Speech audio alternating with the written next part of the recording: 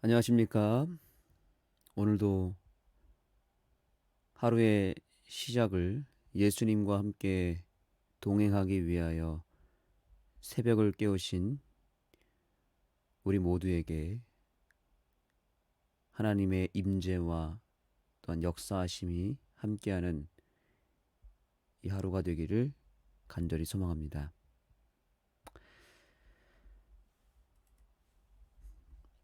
오늘은 예수동행 일기 교재 4일차를 함께 살펴보도록 하겠습니다.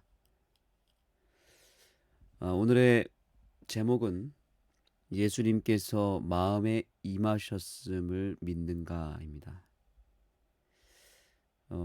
참으로 이 제목을 통하여 던지는 질문이 우리에게 상당히 생각을 많이 하고 또 너무 중요한 질문이라고 생각을 합니다. 여러분이 잘 아시는 피카소 아시죠? 피카소의 아버지가 미술에 재능이 있는 아들에게 1년 동안 비둘기의 발만 그리게 했다고 합니다. 바깥에 나가서 매일같이 보는 그 비둘기의 발만 계속해서 그리게 했다고 합니다. 그랬더니 비둘기의 발의 종류가 약 50가지 정도 있다는 것을 알게 되었다고 합니다. 똑같은 발이 아니라 계속해서 그 발에 집중하다 보니까 50가지 이상의 발의 모양이 각각 달랐다는 거죠. 우리가 예수님에 대해서 안다고 말하지만 피상적으로 아는 경우가 많이 있습니다. 사실 예수님을 아는 사람은 세상에 많이 있습니다. 심지어 안 믿는 사람들도 예수님은 압니다.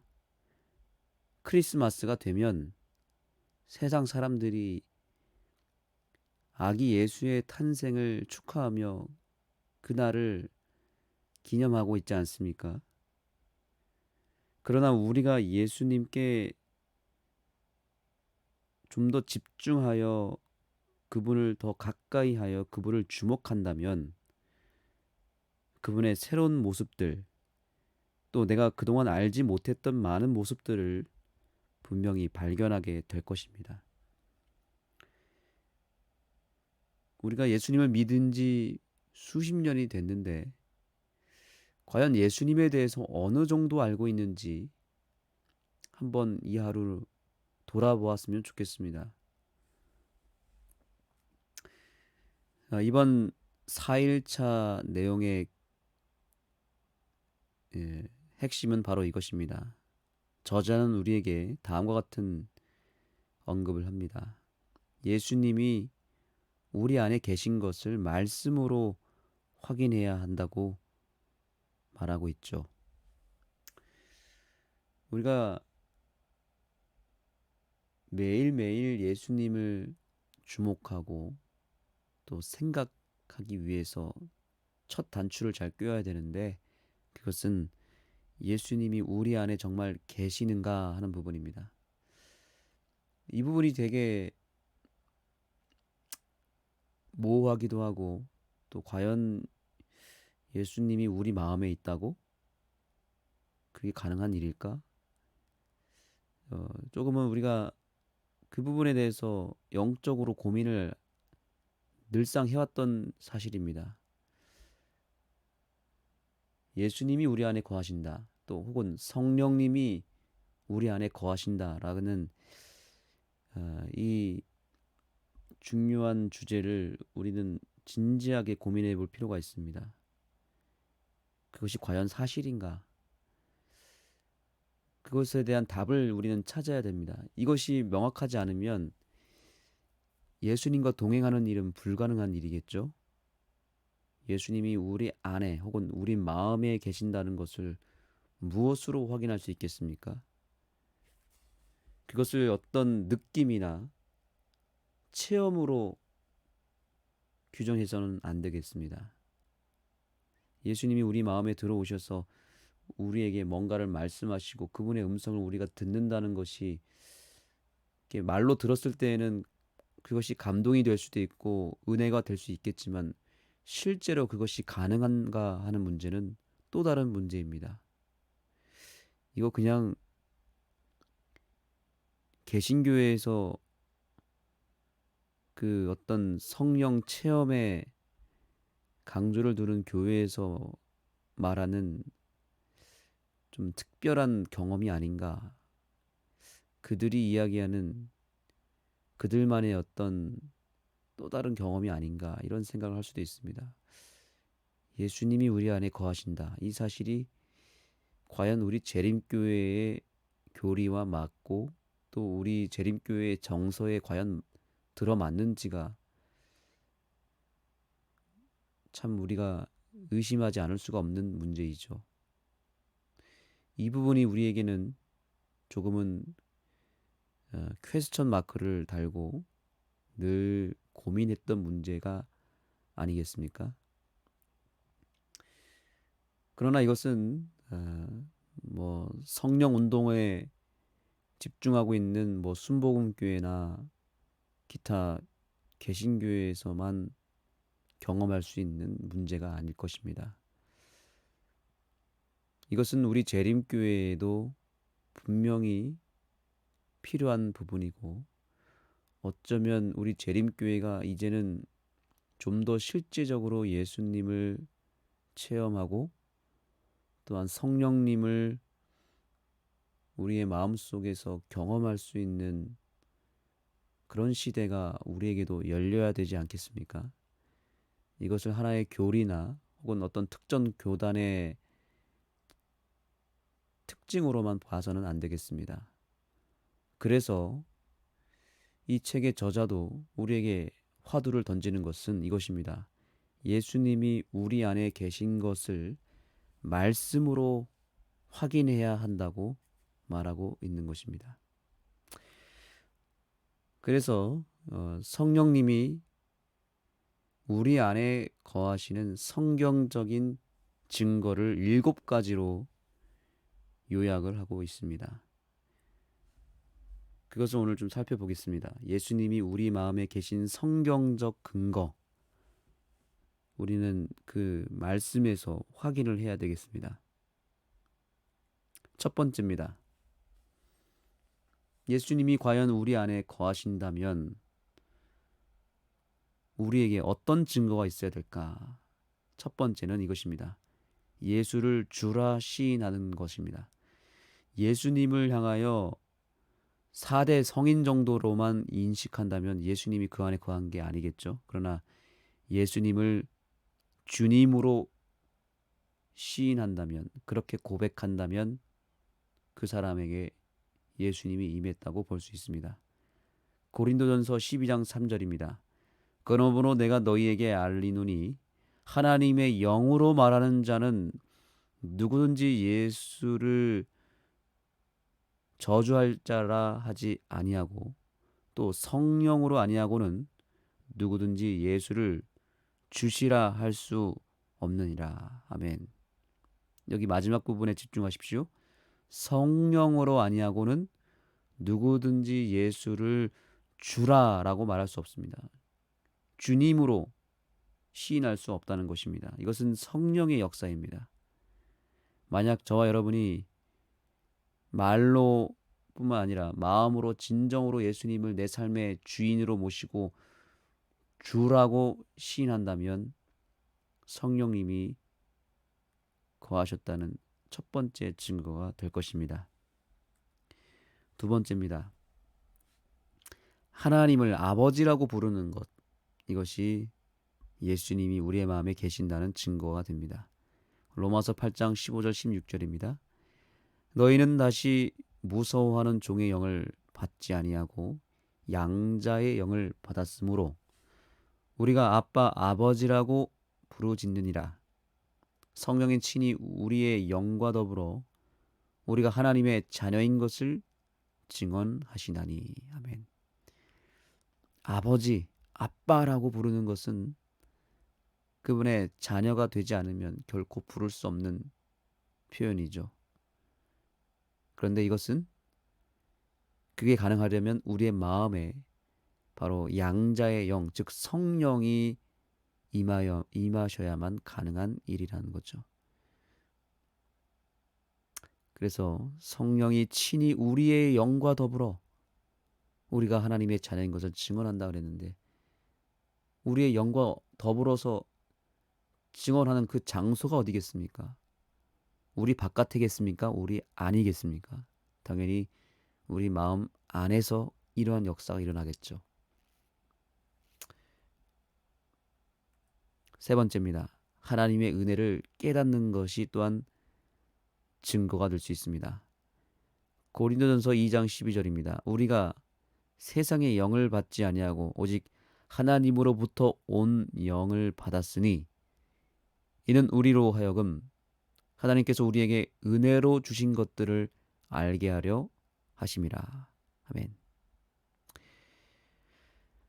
하나님께로부터 온 영이 있다는 거죠.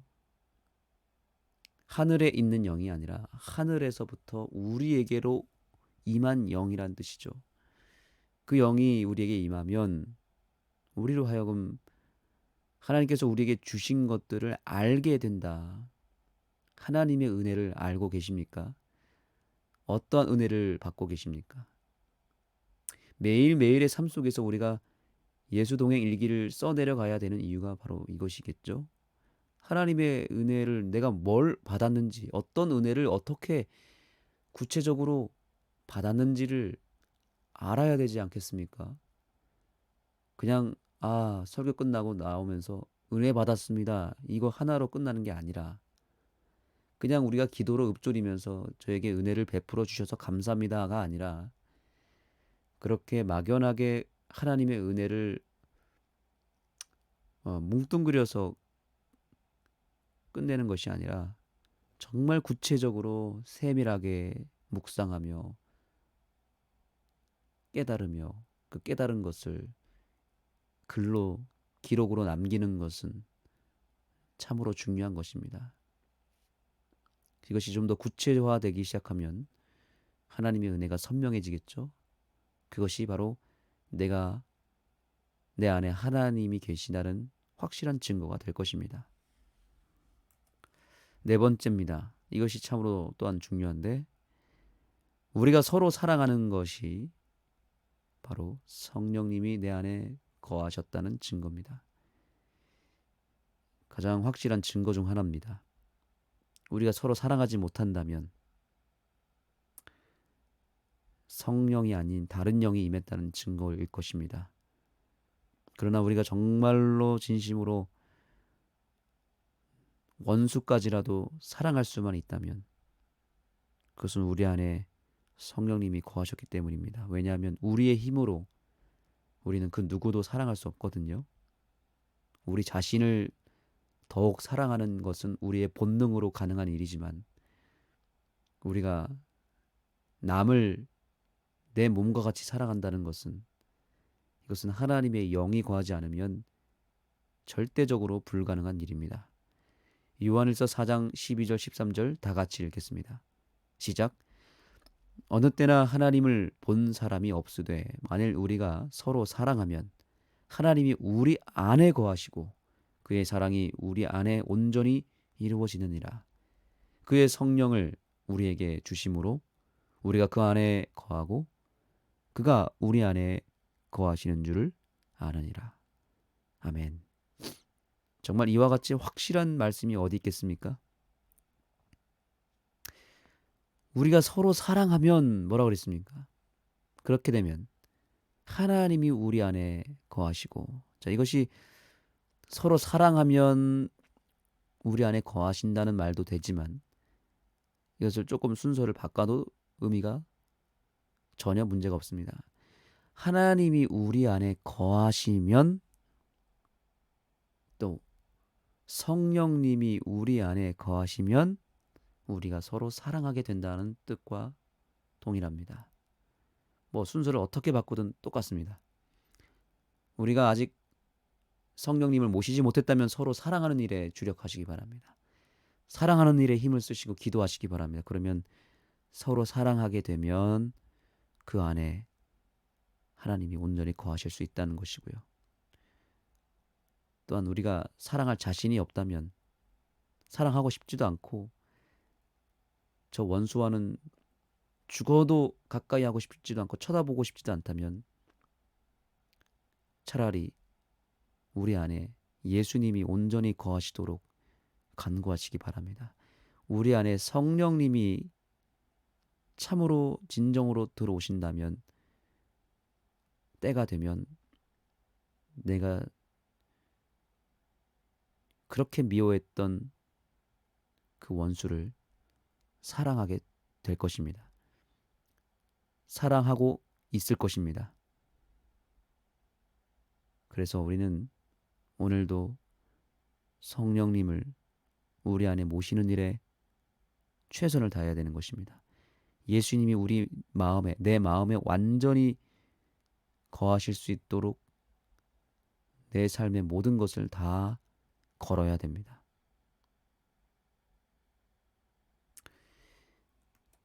다섯 번째 증거입니다. 하나님의 성령을 근심하게 하지 말라. 그 안에서 너희가 구원의 날까지 인치심을 받았느니라. 성령님을 근심하게 하지 말라라고 하면서 뭐라고 말하겠습니까? 그 안에서 너희가 구원의 날까지 인치심을 받았느니라. 그 안에 우리가 거한다는 거죠. 그분이 우리 안에, 또 내가 그분 안에 거하는 것인데, 그렇기 때문에 성령님을 근심하게 하지 말라고 말합니다. 이것이 다섯 번째 증거입니다. 마음에 성령의 책망을 느끼는 것입니다. 여섯 번째입니다. 마음에 하나님을 향한 소원이 생기는 것입니다. 빌립보서 2장 13절, 너희 안에 행하시는 이는, 다시 한번 읽겠습니다. 너희 안에 행하시는 이는 하나님이시니 자기의 기쁘신 뜻을 위하여 너희에게 소원을 두고 행하게 하시나니. 아멘. 여기 하나님이 어떤 하나님이라고 말씀하고 있습니까? 너희 안에서 행하시는 하나님이라고 말씀하십니다. 하나님은 우리 밖에서도 역사하시지만 특별히 우리 안에서 역사하시는 분입니다. 우리 안에서 자리를 잡으시고 우리 안에서 행하시는 분이 우리 하나님이시고, 우리 안에서 하시는 일이 자기의 기쁘신 뜻을 위하여 우리에게 소원을 두고 행하신다. 하나님의 소원이, 하나님의 뜻이 이루어지는 장소가 있는데 바로 우리의 마음입니다. 그러므로 우리의 마음에 하나님을 향한 소원이 생겼다면 우리에게 하나님이 온전히 임하셨다는 확실한 증거가 됩니다.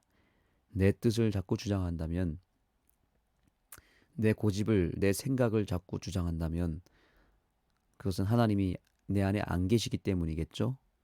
그러나 하나님이 내 안에 계신 것이 확실하다면 우리는 내 뜻을 내려놓게 되고 하나님의 기쁘신 뜻을 붙잡게 될 것입니다.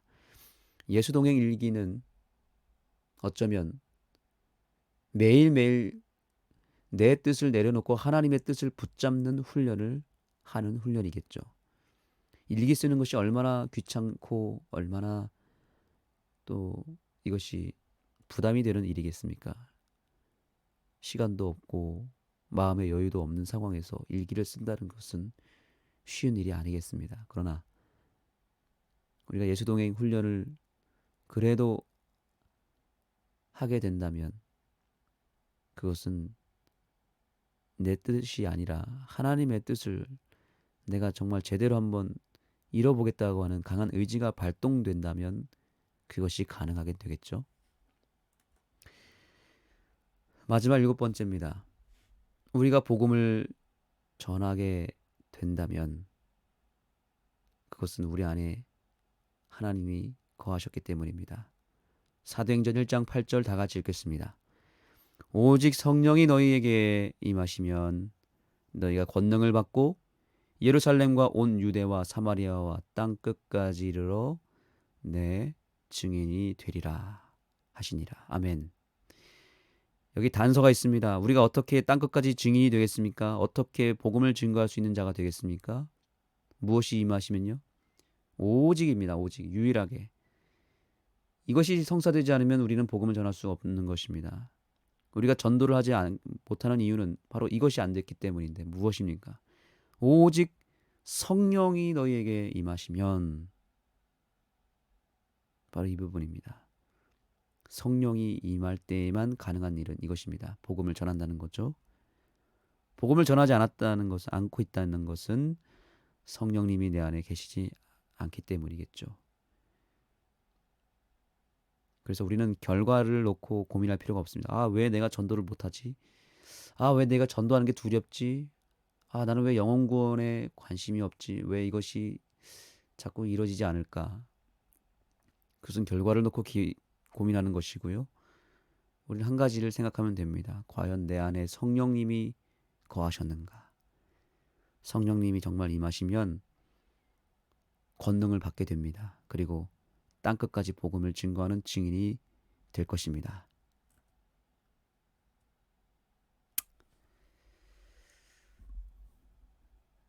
이 4일차의 마지막 메시지는 이것입니다. 이렇게 이야기합니다. 하나님이 나를 떠나셨다면 성령의 근심조차도 없습니다. 하나님이 나를 버리시지 않았는가 근심이 된다면 그 자체로 성령님이 내 안에 계시다는 증거입니다. 아까 몇 번째 특징이었죠? 네 번째 특징이었을 것입니다. 다섯 번째 특징이네요. 내 마음에 성령의 어떤 책망과 근심이 자꾸 생긴다면 그것은 내 안에 성령님이 계시다는 증거입니다. 성령님이 내 안에 들어오셔서 내 안에 있는 내 뜻과 싸우고 내 마음과 내 어떤 계획과 하나님의 뜻이 충돌이 되는 것입니다. 그러면서 다음과 같은 근심이 생깁니다. 나를 버리시지 않았는가? 나를 하나님이 떠나신 것이 아닌가? 뭐 이런 고민을 할 수도 있고요. 또 여러 영적인 투쟁이 있을 것입니다. 그런데 그러한 근심조차도 성령님이 내 안에 계실 때에만 생긴다는 거죠. 정말 성령님이 떠나버리면 그런 근심조차 없다는 것입니다. 지금 여러분들이 어떤 영적으로 고민하고 투쟁하고 또 괴로워하는 어떤 것들이 있다면 그래서 오늘 답답한 마음으로 이 새벽 기도에 참여하셨다면 그 자체가 성령님이 여러분 안에 계신다는 확실한 증거입니다. 그 성령님의 근심이 여러분을 이 자리로 인도한 것은 아닐까요? 기도하시겠습니다. 하나님, 오늘도 우리를 깨워주시고 우리에게 거룩한 성령의 근심을 허락해 주셔서 감사합니다. 우리 안에 여러 가지 고민이 있고 근심이 있습니다. 내 자신을 돌아볼 때 나는 왜 이 모양일까? 왜 나는 신앙생활 오래 했는데 여전히 변화가 없을까? 고민하고 투쟁하며 정말 갈급한 심령으로 우리가 이 자리에 와 있습니다. 이것 또한 하나님의 은혜이며 이것 또한 성령님이 우리 안에 계시다는 증거임을 알게 해주셔서 감사합니다. 이제 이 근심이 기쁨으로 바뀌는 순간이 되기를 소망합니다. 이러한 투쟁이 우리를 살리는 일이 되었으면 좋겠습니다. 우리 모두가 오늘 기도를 통하여 전심으로 희생하고 헌신하고 투쟁하는 이 아침이 되게 해주시고 오늘 우리가 말씀으로 살펴본 7가지 성경적 근거가 우리의 삶에서 이루어지게 하여 주셔서 우리 안에 정말로 예수님이 온전히 거하셨음을 증거하는 삶이 되게 하여 주시옵소서. 예수님의 이름으로 간절히 기도드립니다.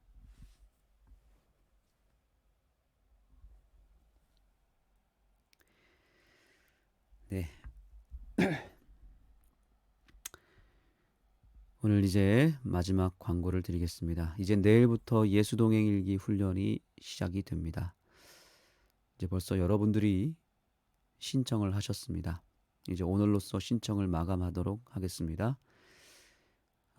이제 내일부터 6주 동안 매주 수요일마다 아침 5시 반부터 7시까지 진행되는 약 1시간 반 정도 훈련을 6주 동안 진행하도록 하겠습니다. 시간이 되시는 분들, 그리고 예수동행일기의 훈련에 참여하기를 원하시는 분들은 오늘까지 신청해 주시면 기도하는 마음으로 준비하도록 하겠습니다. 오늘의 기도 제목 4가지입니다. 한흥교회의 예수동행 훈련이 참된 늦은비 성령으로 이어지도록 기도해 주시기 바랍니다. 이것이 하나의 프로그램이나 하나의 교회 사역으로 끝나지 않게 되기를 소망합니다. 이 일을 통해서 이 예수동행 훈련에 참여하는 모든 우리 제자들을 통하여 그들이 속한 교회의 늦은비 성령 운동이 확실하게 이루어지기를 소망합니다. 그렇게 기도해 주시기 바랍니다. 안흥교회 헌당 예배를 통하여 이제 이 안흥교회가 이웃들의 좋은 쉼터가 되고 이 지역 사회를 확실하게 섬기는 가마력 센터로 자리 잡을 수 있도록 기도해 주시기 바랍니다. 헌당 예배를 통하여 안흥교회가 더욱더 이 교회를 개방하고 이웃들에게 가까이 나아갈 수 있는 교회로 거듭날 수 있기를 우리 성도님들께서 기도해 주시기 바랍니다. 고3 수험생을 위해서 계속 기도해 주시고 이제 내일 모레면 수능을 치르게 되는 우리 안흥교회 김예성 군을 위하여 오늘도 기도해 주시기 바랍니다. 우리 안흥교회 이른양입니다. 이 교회를 열심히 다녔던 집사 안수를 받았던 김순동 집사님의 신앙 회복을 위하여 기도해 주시기 바랍니다. 오늘도 승리하시고 여러분의 기도가 하늘에서 또 이 땅에서 응답되기를 예수님의 이름으로 축복합니다.